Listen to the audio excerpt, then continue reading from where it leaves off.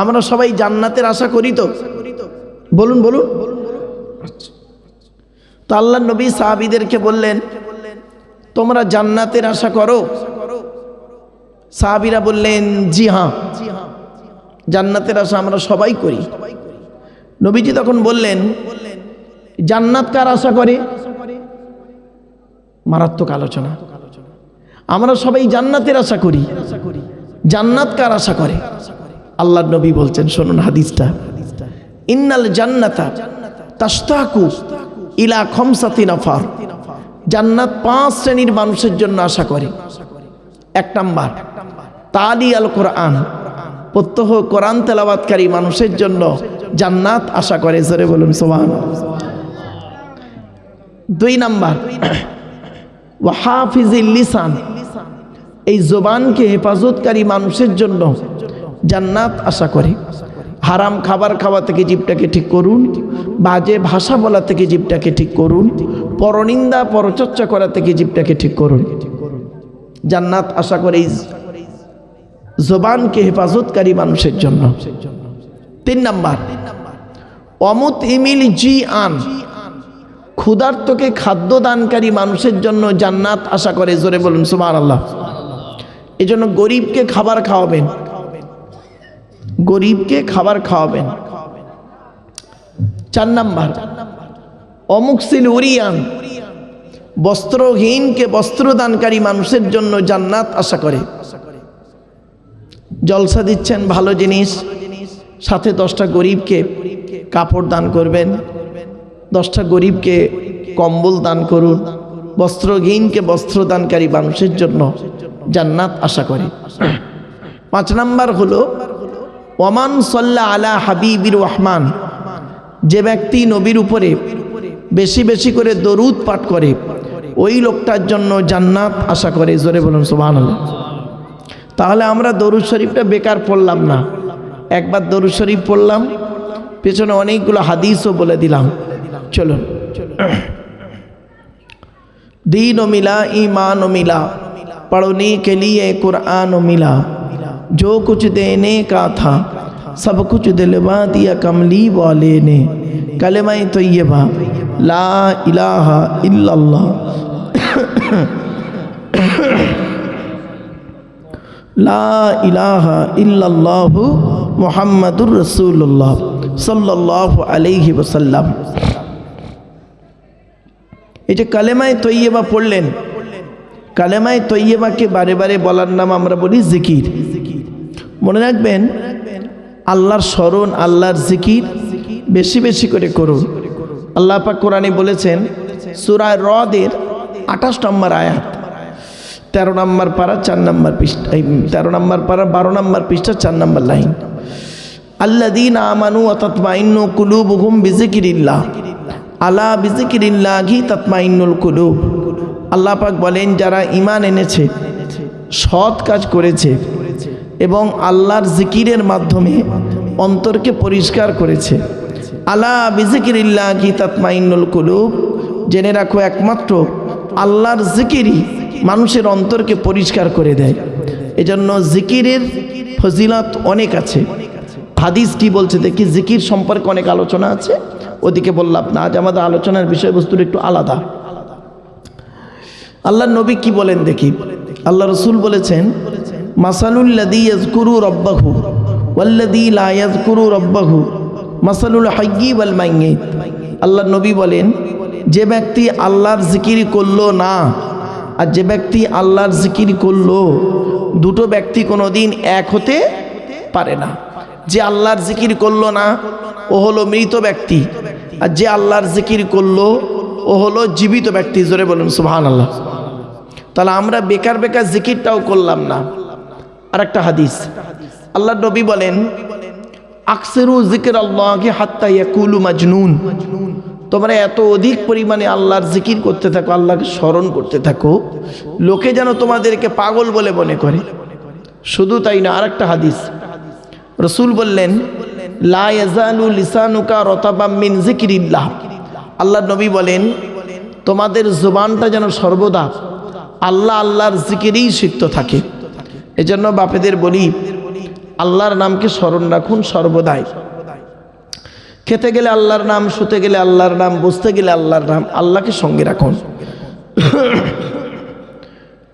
এরপরে আর একটা হাদিস, আল্লাহর নবী একদিন রাস্তা দিয়ে যাচ্ছেন, কিছু সাহাবী বসে রাস্তার একটু পাশেই বসে আলোচনা করছেন। তো নবীজি সাহাবীদেরকে বললেন, তোমরা কি করছো এখানে? সাহাবীরা বললেন, হে নবী, আমরা এখানে বসে বসে আল্লাহ এবং নবীর আলোচনা করছি। আল্লাহর নবী তখন বললেন, ইজা মারারতুম বিরিয়াজিল জান্নাহ ফারতাউ, তোমরা যখন জান্নাতের মধ্যে প্রবেশ করবে জান্নাতের ফলমূলগুলো ভালো করে ভোগ করিও। সাহাবীরা বললেন, কলু, তারা বললেন, মা রিয়াজুল জান্নাহ, দুনিয়াতে আবার রিয়াজুল জান্নাতটা কি? নবী বললেন, কলা, নবী বললেন, হিলাকুজ জিকির, যেখানে আল্লাহ এবং রসুলের আলোচনা করা হয় ওটাই হলো রিয়াজুল জান্নাহ। জোরে বলুন। তাহলে আপনি এই যে জায়গাটায় বসেছেন, এই জায়গাটা বেকার জায়গা নয়, ক্ষণেকের জন্য এই জায়গাটার মূল্য অনেক বেশি। আমি এই জন্য আপনাদেরকে অনুরোধ করেছিলাম, বাবা একটু এসে বসে গায়ে গায়ে বসতে।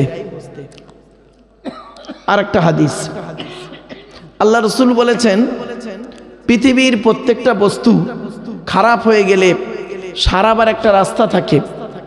মানুষের অন্তর যখন খারাপ হয়ে যায়, আচ্ছা মানুষের অন্তর কিভাবে খারাপ হয়?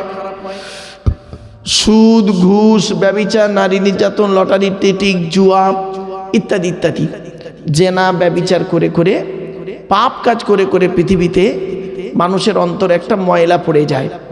ওই ময়লাটাকে সারাতে গেলে কি দরকার? আল্লাহ নবী বললেন, লিকুল্লি শাইইন সাকালাতুন ওয়া সাকালাতুল কুলুবি যিকরিল্লাহ।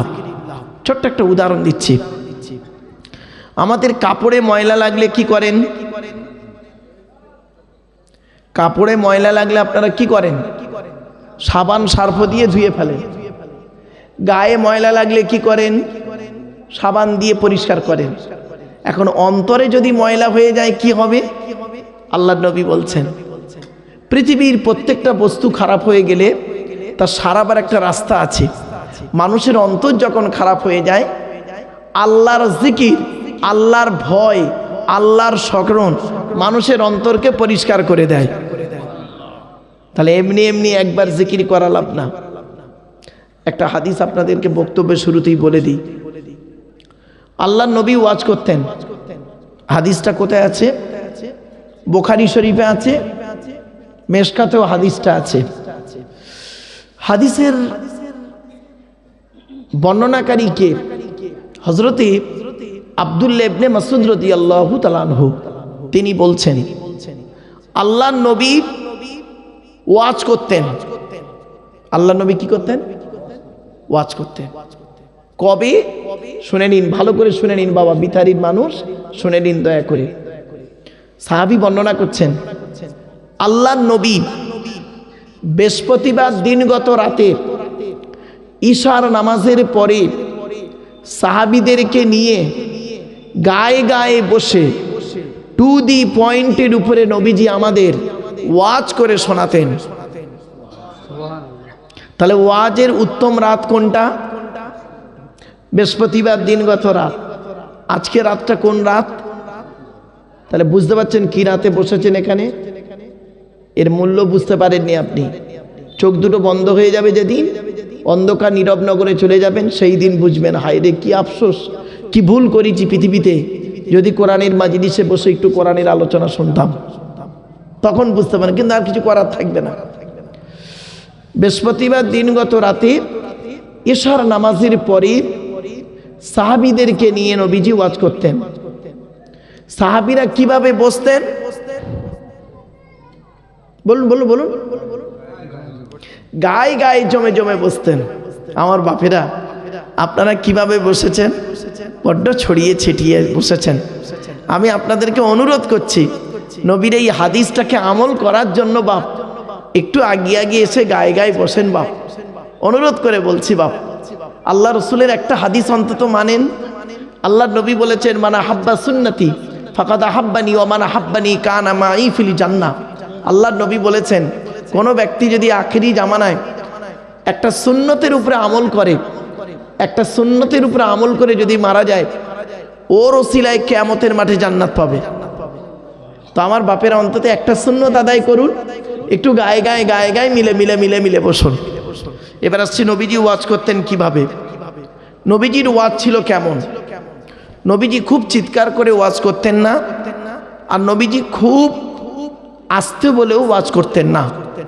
ওয়াকানা বাইনা যালিকা কওয়ামা, মধ্যবর্তী পন্থা অবলম্বন করতেন নবীজি। শুনে নিন, টু দি পয়েন্টের উপরে নবীজি বুঝিয়ে বুঝিয়ে ওয়াজ করে শোনাতেন। তা আজ আমি আপনাদের কাছে টু দি পয়েন্টের উপরে বাপ আলোচনাটা করব। একটু আমাকে সময় দিন।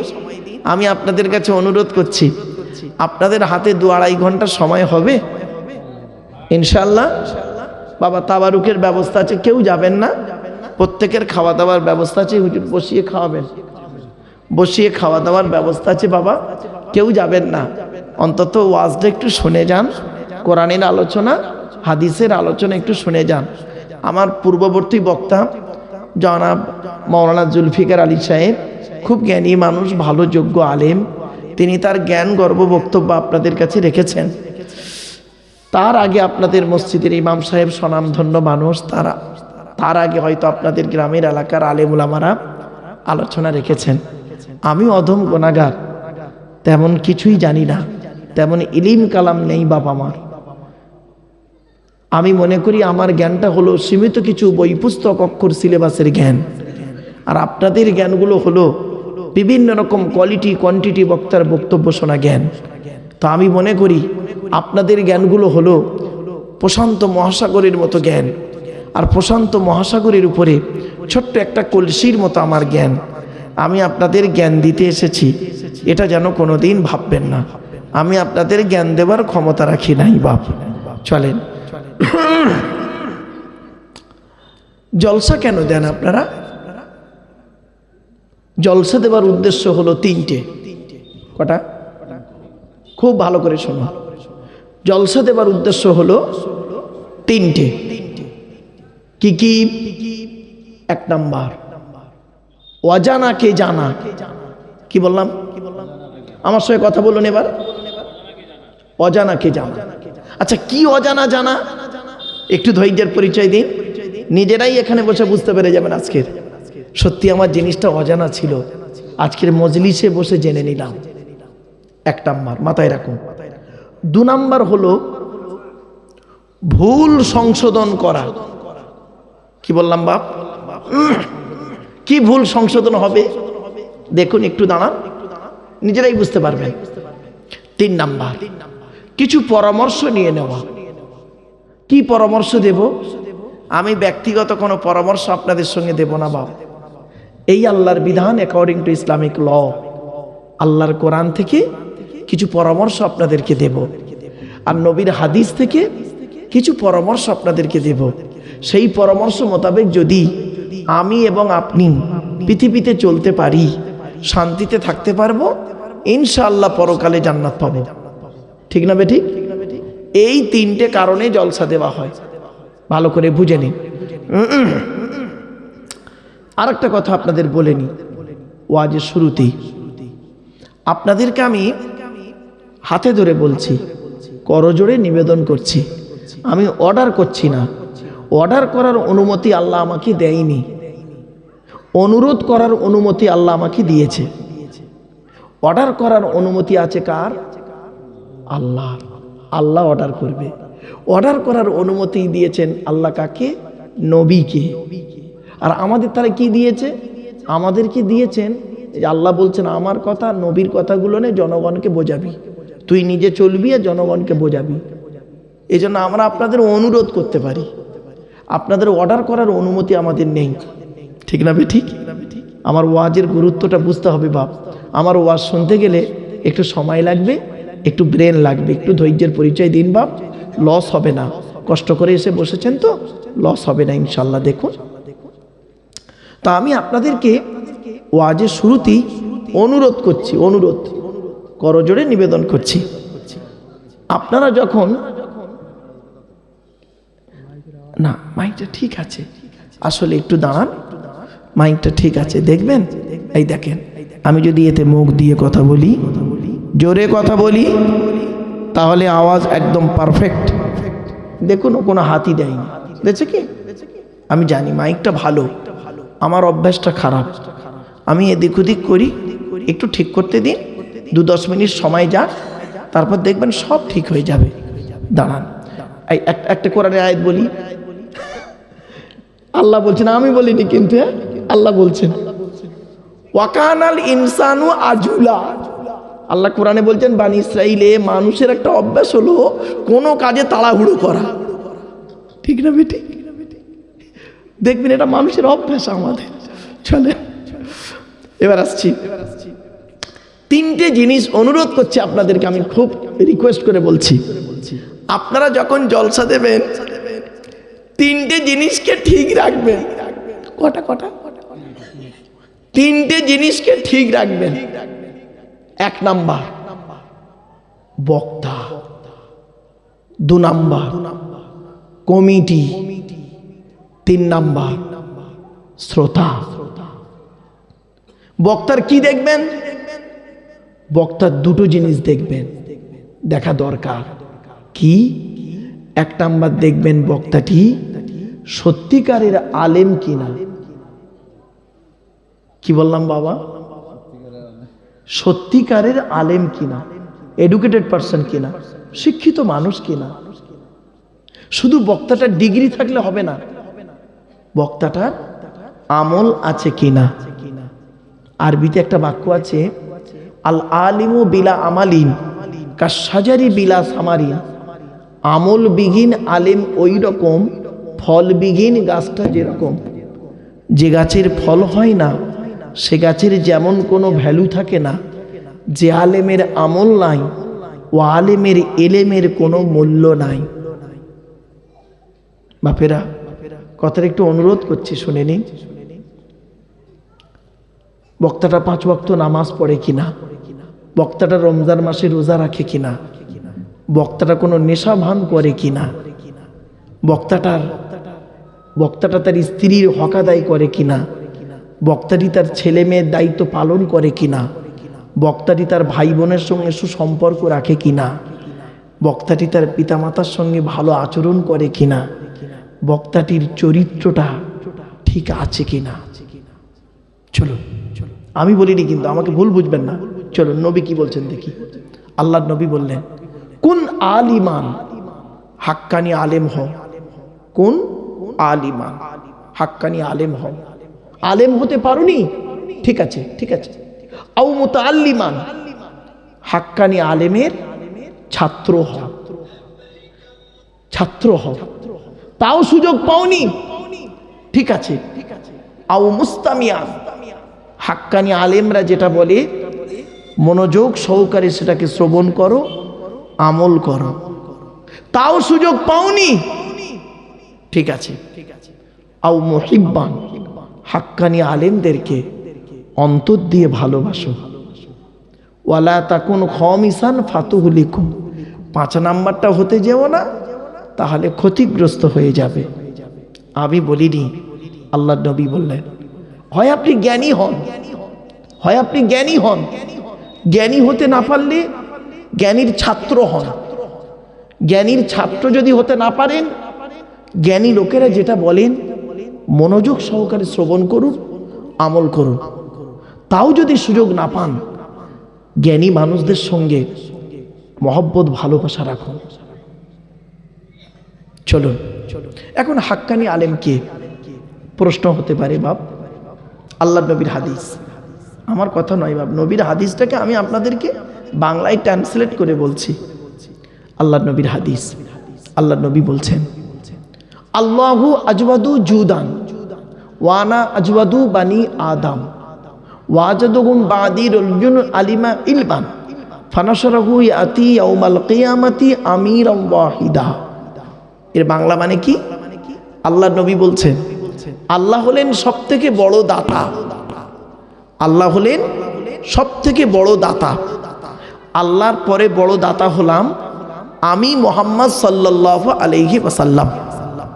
আল্লাহ নবী বলছেন, আমার পরে বড় দাতা কে জানো এই পৃথিবীতে? আকাশের নিচে জমিনের উপরে। আল্লাহ নবী বলছেন, আমি বলিনি বাপ, আল্লাহ নবী বলছেন আমার পরে পৃথিবীর জমিনে আকাশের নিচে জমিনের উপরে সব থেকে বড় দাতা কে? ওই আলেম, ওই জ্ঞানী লোকটা যে ইলিম অর্জন করেছেন, ইলিম মোতাবেক নিজে চলেছেন, সমাজের মানুষকে বলেছেন, তার ইলিম থেকে মানুষ উপকৃত হতে পেরেছে। ওই শ্রেণীর আলেমদেরকে কিয়ামতের মাঠে আল্লাহ পাক এক একটা দলের আমির করে তুলবে। কি ভাবলেন? মাইকের সামনে এসে কিছু বলে দেবার নাম বক্তা নয় বাপ। তিনটি জিনিস কোনোদিন ব্যাকে আসে না, সব সময় সামনের দিকে যায়। তিনটে জিনিস কি কি? এক নাম্বার, ধনুক থেকে তীরটা বের হয়ে গেলে ওই তীরটা আর কোনোদিন ব্যাকে আসে না। দুই নাম্বার, দেহ থেকে আত্মাটা বের হয়ে গেলে ওটা আর পৃথিবীতে রিটার্ন দেওয়া হয় না। তিন number, it is very very important, কি? জবান থেকে কথা বের হয়ে গেলে ওটা আর কোনো দিন ব্যাকে আসে না। খুব মাথায় রাখুন।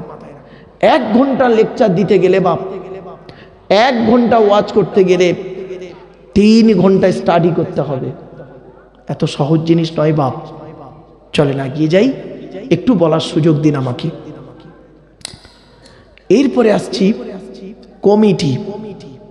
জলসা কমিটি আলাদা, মসজিদ কমিটি আলাদা। জলসা কমিটি হতে গেলে বাপেরা আমাকে ভুল বুঝবেন না, 3টে জিনিস থাকা দরকার। কটা কটা? 3টে জিনিস। শুধু জলসা কমিটি থাকবে না, সকলের। কি কি? 1 নাম্বার, সৎ হতে হবে। কি বললাম? জোরে বলুন। সৎ। আমাদের কি সৎ হতে হবে। সৎ কোন লোকটাকে বলে বলুন তো দেখি? আমাদের ধারণা হলো কি জানেন? সৎ কে? যার গালে দাড়ি, মাথায় টুপি, বড় পাঞ্জাবি, মাঝে মাঝে ওমরা হজ করেছে, ওই লোকটা সৎ না। আল্লাহ নবী বলছেন, বুখারী শরীফের হাদিস গো বাপ, আল্লাহ নবী বলছেন তোমরা আমাকে 2টো জিনিসের গ্যারান্টি দাও, আমি মুহাম্মদ সাল্লাল্লাহু আলাইহি ওয়াসাল্লাম তোমাদের জান্নাতের গ্যারান্টি দেব। সাহাবীরা বললেন, হে নবী আপনি বলুন কি 2টো জিনিস চান, বলুন। নবীজি বললেন, 1 নাম্বার হলো 2 ঠোঁটের মাঝখানে। কি বললাম? এই জবানের গ্যারান্টি দাও। আর 2 নাম্বার কি? 2 রানের বীজখানে, এই লজ্জাস্থানের গ্যারান্টি দাও। 2 ঠোঁটের মাঝখানে, 2 রানের বীজখানে। এই 2টো জিনিসের গ্যারান্টি তোমরা আমাকে দাও, আমি তোমাদের জান্নাতের গ্যারান্টি দিয়ে দেবো। যান বাড়ি চলে যান। বাড়িতে গিয়ে দেখবেন হয় ভদ্রলোকের নিচে খারাপ, নয় ভদ্রলোকের উপর খারাপ। যা দুটোই খারাপ ও জাহান্নামী। রাগ করবেন না। হুকমেরে কারেন্ট নিয়ে চাচা আমার পাকা চালিয়ে তাহাজ্জুদের নামাজ পড়ছে। চুরি করা কারেন্টে পাকা চালিয়ে তাহাজ্জুদ, বাহ! রাগ করবেন না। আল্লাহ নবীর একটা হাদিস, মিশকাতেও আছে হাদিসটা, মুসলিমেও আছে হাদিসটা, রাবি হচ্ছে আবু তুফাইল। আল্লাহ নবী বললেন, লানাল্লাহু মান সারাকা মানারাল আরদি, ওই সমস্ত লোকেদের প্রতি আল্লাহর গজব, জাহান্নাম, যারা জমির আল কেটে কেটে জমি বাড়িয়ে নেয়। ভাষা বুঝতে পারছেন? বুঝতে পারছেন কি?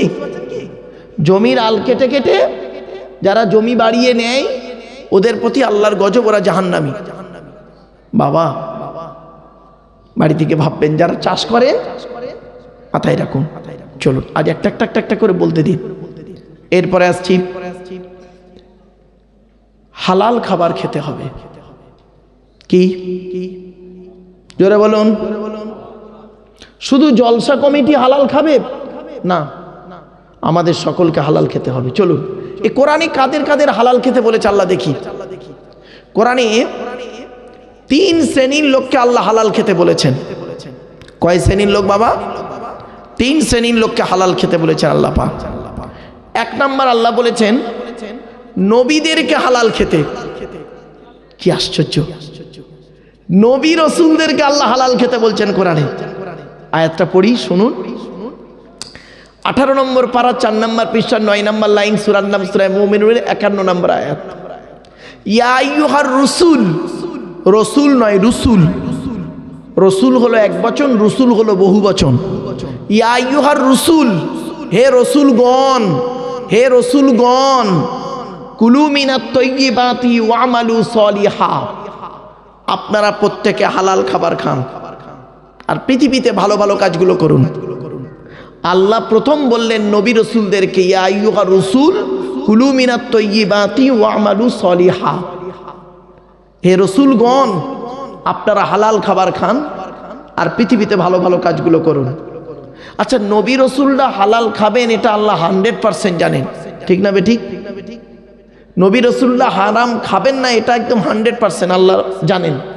তথাপিও কেন আল্লাহ পাক বললেন নবী রসুলদেরকে হালাল খেতে? বলুন, যাতে করে উম্মতের মাথায় না এটা ঢুকে যায় নবী মানে যা খুশি তাই, রসুল মানে যা খুশি তাই। না গো বাবা, আল্লাহ কোরআনে বলছেন, চলুন আয়াতের তাফসীর। 8 নম্বর পারা 10 নম্বর পৃষ্ঠার 8 নম্বর লাইন, সূরার নাম সূরা আরাফ। ফালানাসআলান্নাল্লাযীনা উরসিলা ইলাইহিম ওয়ালানাসআলান্নাল মুরসালিন। আল্লাহ বলছেন প্রত্যেক নবী রসুলদেরকে আমি কিয়ামতের মাঠে জিজ্ঞাসা করব, আপনাকে আমি নবী করে পাঠিয়েছিলাম, রসুল করে পাঠিয়েছিলাম, আপনি কি পৃথিবীতে আপনার দায়িত্ব পালন করেছিলেন? জিজ্ঞাসা করবেন। প্রত্যেক নবী রসুলদেরকে যদি আল্লাহ পাক জিজ্ঞাসা করেন, আর আমি আপনি কোন জায়গায় বসে আছি, জিজ্ঞাসা হবে না? শুনে নিন, আল্লাহ পাক কোরআনে বলছেন, আয়াহসাবুল ইনসানু আইয়ুতরাকা সুদা, আয়াহসাবুল ইনসানু আইয়ুতরাকা সুদা, মানুষ কি মনে করে এমনি এমনি তাকে ছেড়ে দেবো? মানুষ কি মনে করে এমনি এমনি ওকে ছেড়ে দেবো? হিসাব বুঝে তবে ছাড়বো ওকে। কি হিসাব? 3টে জিনিসের হিসাব আপনাকে আমাকে দিতে হবে। জ্ঞানী, জ্ঞানী, জ্ঞানের হিসাব দাও। ধনী, ধনী, অর্থের হিসাব দাও। যুবক, যৌবনের হিসাব দাও। বাড়ি থেকে ভাববেন, হিসাব আপনাকে আমাকে দিতে হবে। আপনি হয়তো এখানে ভাবছেন অন্য কিছু, তো চলেন। এরপরে আল্লাহ কোরআনে বলছেন মোমেনদেরকে হালাল খেতে। আমরা গালে দাড়ি মাথায় টুপি নিয়ে বসে আছি, মোমেন বলে দাবি করি, আমাদেরকে আল্লাহ হালাল খেতে বলেছেন। আমার আগের বক্তা আলোচনা করেছেন মোমেন কাকে বলে, মনে আছে? মোমেনদের সম্পর্কে বলেছেন। আজ আমি মোমেনদের সম্পর্কে আলোচনা করব না, টেনশন নেই। আমার আজকের আলোচনাটা হবে একটু অন্যরকম। আগে বলে নি, আল্লাহ পাক কোরআনে বললেন 2 নম্বর পারার 4 নম্বর পৃষ্ঠার 14 নম্বর লাইন, সূরার নাম সূরা বাকারার 172 নম্বর আয়াত। ইয়া আইয়ুহাল্লাযীনা আমানু, হে ঈমানদার বান্দাগণ, কুলু মিন তাইয়্যিবাতি মা রাযাকনাকুম, আমার দেওয়া হালাল রিজিকগুলো তোমরা ভক্ষণ করো। তাহলে শুধু নবী রাসূলরা হালাল খাবেন না, হালাল প্রত্যেক নবী রাসূলরাও হালাল খাবেন, আর মুমিন ব্যক্তিদেরকেও হালাল খেতে হবে। দুটো হলো। তৃতীয় শ্রেণী কারা জানেন? শুনে নিন, পৃথিবীর সকল মানুষকে আল্লাহ হালাল খেতে বলেছেন। হিন্দু, মুসলিম, জৈন, ব্রাহ্মণ, খ্রিস্টান, কুলি, সাঁওতাল, বাগদি, দুলে, এক কথায় আদমের সন্তানদেরকে আল্লাহ হালাল খেতে বলেছেন। তার দলিল কোরআনে কোথায় আছে? 2 নম্বর পারা 4 নম্বর পৃষ্ঠার 8 নম্বর লাইন, সূরার নাম সূরা বাকারার 168 নম্বর আয়াত। ইয়া আইয়ুহান নাস, ইয়া আইয়ুহান নাস, হে মানব জাতি, কুলু মিম্মা ফিল আরদি হালালান তাইয়্যিবা, আমার দেওয়া হালাল রিজিকগুলো তোমরা ভক্ষণ করো। ওয়ালা তাত্তাবিউ খুতুওয়াতিশ শায়তান, শয়তানের পথকে অনুসরণ করিও না। ইন্নাহু লাকুম আদুউম মুবিন, শয়তান হলো তোমাদের প্রকাশ্য দুশমন। তাহলে 3 শ্রেণীর লোককে আল্লাহ হালাল খেতে বললেন। এই 3 শ্রেণীর মধ্যে আমরা আছি কি? আছি। নবী রাসূল নয়, কিন্তু মুমিন হিসেবে আছি আর মানুষ হিসেবে আছি। বাড়ি থেকে ভাববেন। মনে রাখবেন, হারামের বিরিয়ানি ভাতের থেকে হালালের ডাল ভাতটাই ভালো। এই জন্য আপনাদেরকে করজোড়ে নিবেদন করছি, হালাল খাবার খান, হালাল খাবার খান। চলুন, 2 নাম্বার হলো, তৃতীয় নাম্বার অংশটা হলো, জলসা দিতে গেলে 3টে জিনিস ঠিক রাখবেন। 1 নাম্বার বক্তা, 2 নাম্বার কমিটি, 3 নাম্বার বলেছিলাম কি শ্রোতা।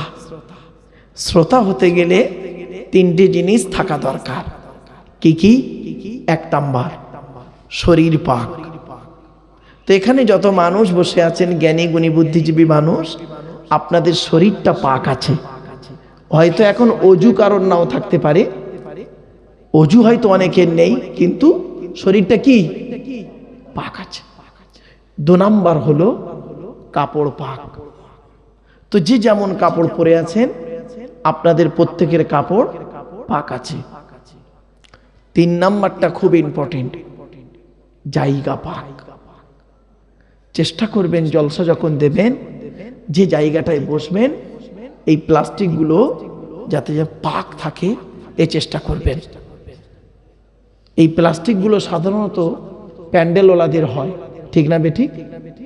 প্যান্ডেলওয়ালাদের হয়। প্যান্ডেলওয়ালারা এটাকে 3 বার করে ধৌত করে না। আজকের এখানে পেতে দিচ্ছে, কালকে পাশের গ্রামে জলসায় পেতে দেবে। ও বেচারা কি করবে? খানা বাড়ি, শ্রাদ্ধ বাড়ি, অন্নপ্রাশন বাড়ি, মরা বাড়ি, সব বাড়ি যাবে। আবার দেখবেন জলসা হয়ে যাওয়ার পরে এখানে যখন লাইন দিয়ে বসে খাবেন, খাওয়া হয়ে গেলে দেখবেন কত লোক জুতো পায়ে দিয়ে এর উপরে চলাফেরা করবে। আবার দেখবেন খাওয়া হয়ে যে চলে যাবেন, কিছু হাড় আলু পড়ে থাকবে, এলাকার কিছু কুকুর তারাও এর উপরে চলাফেরা করবে। সত্যি কথা বলুন, একজন নামাজি মুসল্লি যার শরীর পাক, কাপড় পাক, এই প্লাস্টিকের উপরে বসার কারণে তার কাপড়টা নাপাক হয়ে যাওয়ার সম্ভাবনা খুবই বেশি, ঠিক না বেঠিক? এজন্য বাপেদের বলি, জলসা যখন দেবেন একটা সুন্দর পরিবেশ তৈরি করবেন। জলসার উত্তম জায়গা কি জানেন? জলসার উত্তম জায়গা হলো মসজিদ। আপনাদের এই মসজিদটা আমি দেখলাম বাপ, খুব বড় মসজিদ।